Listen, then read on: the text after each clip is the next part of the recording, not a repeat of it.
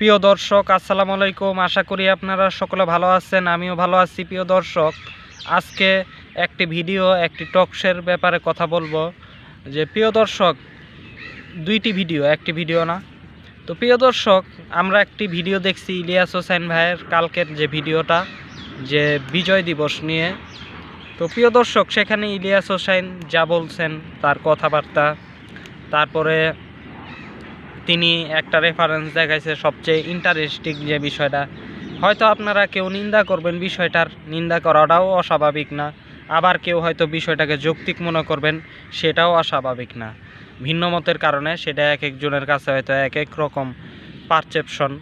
কিন্তু প্রিয় দর্শক, যে গুরুত্বপূর্ণ ওই ভিডিওটাতে ছিল যে অরক্ষিত স্বাধীনতায় পরাধীনতার কয়টা পৃষ্ঠা, 50 নম্বর পৃষ্ঠা, 49-50 এই নম্বর পৃষ্ঠাগুলি ইলিয়াস হোসাইন আপনাদেরকে পড়ে শোনাইছে ওই ভিডিওতে বিস্তারিত দেখানো।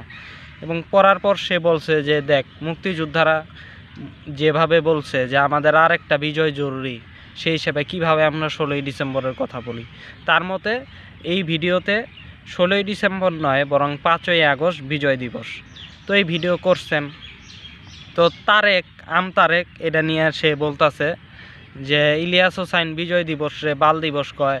এখন ইউনূস সরকার কি করে, দেশে সরকার নাই, হ্যান তেন, এটা একটা ইমোশনাল একটা ভিডিও বানাইছে।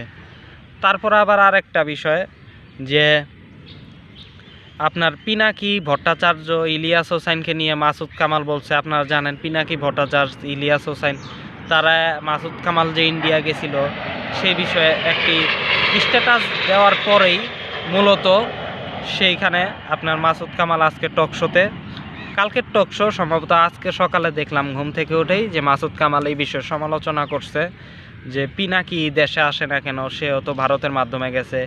ইলিয়াস পিনাকি এদের গোনায় ধরি না, আমার বাসায় উকিল নোটিশ পাঠাইছে, ভারতে আমার ছেলে পড়ে এই জন্য গেছি, এই ধরনের কথা সে পাল্টা বলল টকশোতে বসে। এবং পিনাকি ইলিয়াসের মোটা দাগে বলতে পারেন যে সমালোচনা।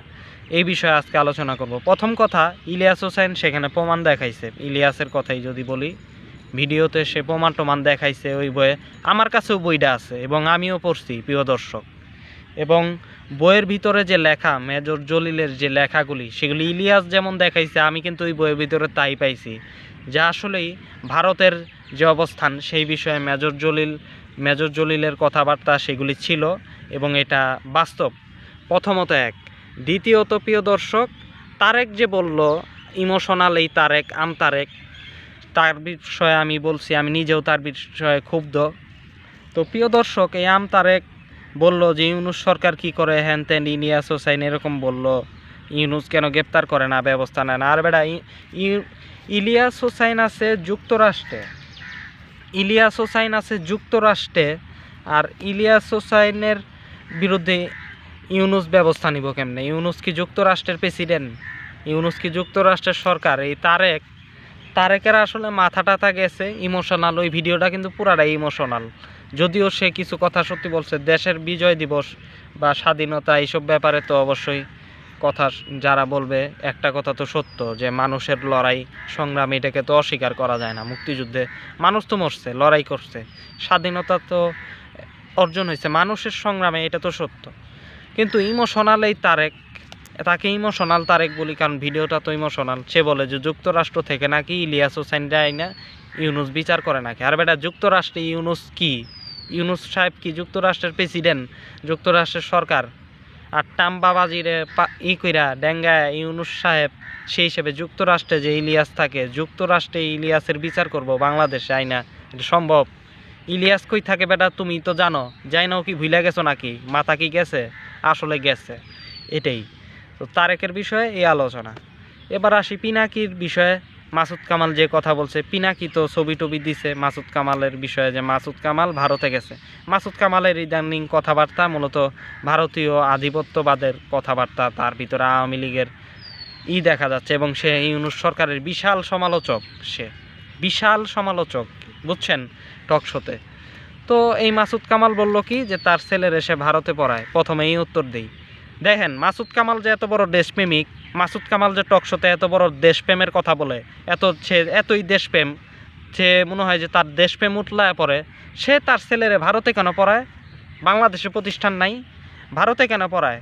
ছেলে ভারতে পড়াইতেছে, ছেলে যে ভারতের রয়ের ফাঁদে পড়ে নাই, বিশ্ববিদ্যালয়ে পড়া, ভারতীয় বিশ্ববিদ্যালয়ে যারা পড়ছে তারা যে কী পরিমাণের হয় সেটা তো আপনি জানেন। সবচেয়ে মজার ব্যাপার, মুজিব তো কলকাতা বিশ্ববিদ্যালয়ে পড়ালেখা করছিল, তারপরে শেখ হাসিনাও তো ভারতে অনেকেই পড়ালেখা করছে আওয়ামী লীগের। এখন মাসুদ কামাল তো ভারতে ছেলে মেয়ে পড়ালেখা করাইতেছে। এখন ভারতের যে পরিবেশ, সেই পরিবেশে ছেলে বেড়ে উঠতেছে, তার মানে তাহলে তার ছেলে কেমন হইব সেটা আপনি বলেন।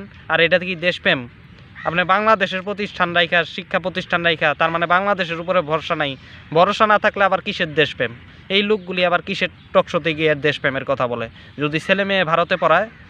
সুতরাং এই মাসুদ কামাল ভণ্ড। দ্বিতীয়ত, সে বলছে পিনাকি দেশে আসে না কে? পিনাকি দেশে আসে না কে? অন্য অনেকেই দেশে আসে না রাজনৈতিক বাস্তবতায়।